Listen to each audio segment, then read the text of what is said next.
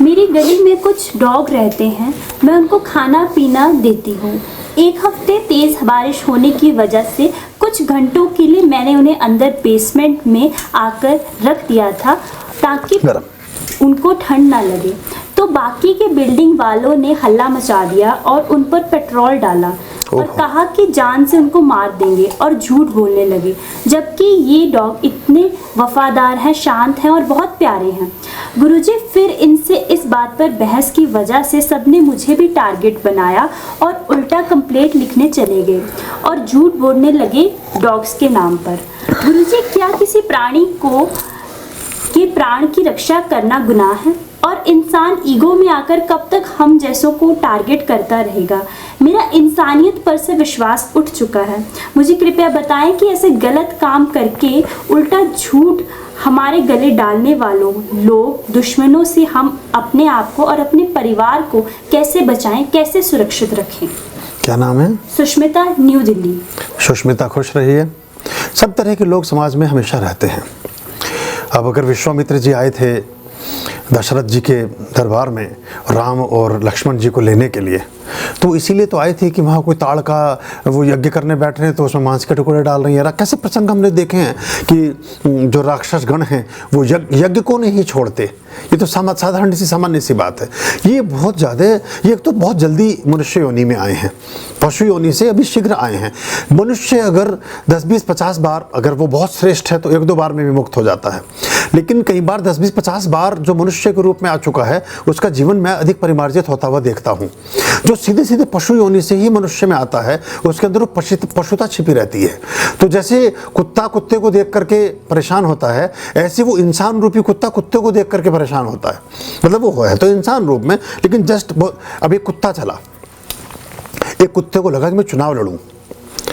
अब नेताजी बनने का शौक तो किसी को कभी भी लग सकता है।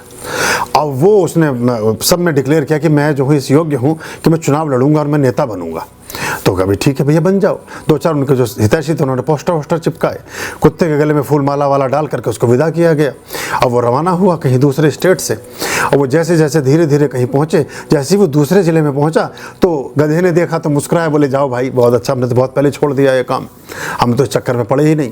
कोई और जिराफ मिला, ऊँट मिला, सब मिला, कोई जुगाली कर रहा है, कोई कुछ कर रहा है, कोई अपना बकरी है वो अपने मिमिया रही है, पत्ते खा रही है, सब देख रहे। कुत्ता जा रहा माला पहने हुए मुस्कुराता हुआ कि मैं नेताजी बनने चला हूँ। दिल्ली दूर नहीं, अब दिल्ली दूर नहीं, दिल्ली पहुंचने के लिए चला है और अपना बीच में जयजयकार हो रही है तो 4 कुत्ते और साथ में हैं। तो वो जब कहीं जाए तो सारे जो जानवर हैं वो तो उसकी अनुशंसा करें। हाथी भी खुश हो रहा है, भैया जाओ हवा और कर रहा है कानों से, तो कुत्ते पीछे पड़ जाएं उसके। तो जो 10-15 कुत्तों की टोली लेके चला था, लास्ट में फटा हाल, माला भी कहीं बीच में फट गई, जगह जगह से पूंछ कटी हुई, कान फटा हुआ, आंख से एक से कम दिखाई दे रहा है। जब वो दिल्ली के बॉर्डर पे पहुंचा तो उसकी हालत ये थी। तो उसका इंटरव्यू लेने वाले भी पहुंचे, कुत्ता नेताजी आप तो, आपका स्वागत है राष्ट्र राजधानी क्षेत्र में और आप आए हैं, महानतम नेताओं में आपकी गिनती होती है, आप पधार गए हैं, आपका बहुत बहुत स्वागत है। लेकिन कृपा करके ये बताएं कि आपका अनुभव कैसा रहा, इतने स्टेट के से आप घूमते हुए आए हैं, इतने लोकप्रिय आप नेता हैं, आप यहाँ दिल्ली में आकर कैसा अनुभव कर रहे हैं? बोले बाकी तो सब ठीक है, लेकिन मुझे किसी से कोई समस्या कभी आई नहीं। मुझे समस्या अगर कभी हुई तो कुत्तों से हुई। मैं जिस भी गाँव गली में पहुंचा कुत्ते मेरे पीछे दौड़ लिए। मतलब बाकी किसी जानवर ने कोई अतरा, सांप भी मिला उसने भी अपना एक तरफ को हो गया, बोले तुझा रास्ता छोड़ दिया। एक से खतरनाक जानवर से पाला पड़ा, गैंडा मिला तो वो भी अपना कान न पूंछ खुजाता हुआ इधर से उधर निकल गया। सब मिले मुझे इस यात्रा में, पर जहाँ कुत्ते मिले उन्होंने मुझे दंगाड़ लिया। तो ये जो इंसान हैं ये सारे उन कृत्यों के प्रति समर्पित हैं जो इंसानियत के विरुद्ध हैं, जो इंसानियत के खिलाफ हैं। और फिर कर्म का सिद्धांत कैसे होगा? हम खबरें सुनते हैं ना, हम खबरें सुनते हैं कि गाड़ी किसी के साथ कभी अशुभ ना हो, लेकिन अगर आप कृत्य को, अगर कर्म के सिद्धांत को ठीक से पहचान नहीं पाएंगे, पहचानना प्रारंभ नहीं करेंगे तो इससे कभी मुक्त भी ना हो सकेंगे। एक व्यक्ति सुना कि गाड़ी में बैठा हुआ था और वो गाड़ी की गाड़ी पहाड़ से नीचे सरक गई, ध्यान ही नहीं देगी कि कुत्ते को धक्का भी दिया था पहाड़ से नीचे, एक आदमी पानी में डूब के मर गया। कभी सोचा ही नहीं था कि बचपन में पिल्ले को पानी में फेंक दिया था, पेट्रोल छिड़क दिया, गाड़ी चलती गाड़ी में आग लग जाती है। पहाड़ों पे बहुत बार ऐसी घटना आई और उसमें बैठे हुए लोग सब भस्मीभूत हो जाते हैं, किसी के समझ में कुछ भी नहीं आता कि क्या हुआ ये। अभी 3-4 महीने पहली घटना है उत्तराखंड में ही, 9 लोग थे वो झुलस गए, उसमें सबकी मृत्यु हो गई। चलती कार में आग लग गई, कार बढ़िया नई गाड़ी सब कुछ, आज तक किसी के समझ में कुछ नहीं आया क्या हुआ ये। तो कई बार ये कर्म का सिद्धांत कभी मिटता नहीं है। जो आप बीज डालते हैं वो बीज पुष्पित पल्लवित होता ही होता है। ईश्वर उनको सद्बुद्धि दे।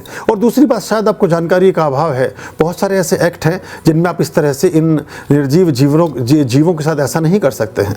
और दूसरी बात ये कि हम ऐसा, जैसा आपने भी कहा, और हम कहते हैं कि हम जिस कॉलोनी में रहते हैं वहाँ कुछ कुत्ते भी रहते हैं। असल बात तो यह है कि कॉलोनी तो उन्हीं की है, हाँ उसमें कुछ इंसान भी रहते हैं, तो ऐसा चलता है। अब ये हम भी जहाँ बैठे हैं ये स्थान तो बाघ का, तेंदुओं का और जंगली जानवरों का है। हम उनके बीच आए, वो हमारे बीच कभी नहीं गए, तो हमने उनकी बस्तियों को उजाड़ा, उनको ख़राब किया। वो तो प्रकृति का समन्वय है। ये एक कुत्ता भेज के आपकी गली मोहल्ले में, या कोई बंदर भेज करके, या कोई गिलहरी भेज करके, या कोई कौवा भेज करके, या कोई तोता, कोई मुर्गा, कुछ भी भेज करके परमात्मा ने एक बैलेंस बनाने की कोशिश की कि कभी आग लगेगी तो पानी का स्रोत पास में ही दे रहा हूँ। आपने देखा है कि गंगोत्री, यमुनोत्री, बड़े बड़े स्थानों पर वहाँ पानी, जहाँ ठंड में, जहाँ 16 डिग्री माइनस तक में टेम्परेचर चला जाता है, वहाँ पानी के कुंड में पानी खोलता रहता है। ये साइंसदान जरा बताएं ना, क्यों खोलता रहता है। अब गंगोत्री जाइए, वहाँ भी मिलेगा आपको गर्म पानी का झरना, ठंडे पानी में आप नहा सकोगे।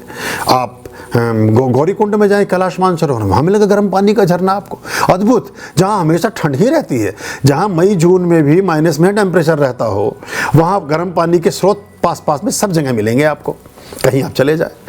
परमात्मा को पता है कि ये बच्चा मेरा आया है तो गर्म पानी में नहाएगा तो स्वस्थ रहेगा, और नहाना भी इसके लिए ज़रूरी है, तो गर्म पानी का इंतजाम वहाँ कर दिया। तो कुत्ते, बिल्ली, ये जानवर हमें इसलिए दिए कि आप अपने जीवन के उतारे कर सकें, आप अपनी रोटी गाय को खिला सकें, आप अपने एक मुट्ठा नमकीन कौवों को डाल सकें, आप एक कुछ और काम छोटा मोटा किसी के लिए कर सकें, और वो उस काम से आप बच गए तो आपने अपने अकर्म को निर्मित कर लिया। अब जो ये काम कर रहे हैं इनको अच्छा थोड़ी होगा। ऐसे बहुत लोग मैंने देखे कि बहुत क्षुद्र स्वार्थों के लिए ऐसे प्राणियों को जो परेशान करते हैं, इसका कोई आपसे कोई कनेक्शन नहीं है, और तो उनको फिर जीवन में वो चीज़ें भोगनी पड़ती हैं, और वैसे ही फिर, और लगभग कमोबेश वैसी परिस्थितियाँ होती हैं। तो ये बड़ी मुश्किल बात है।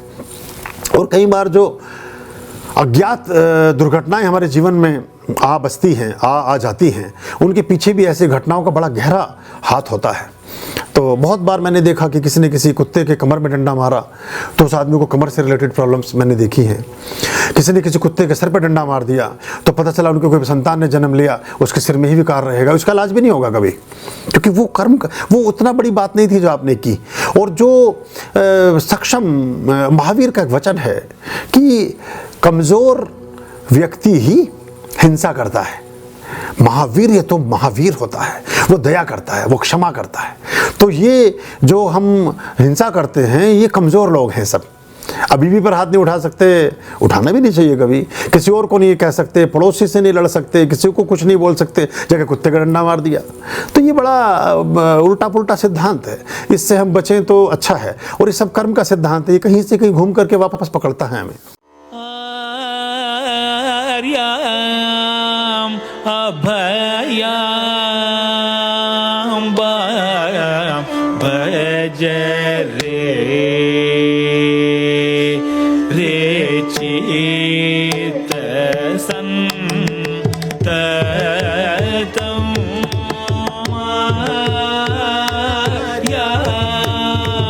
अभयां भज रे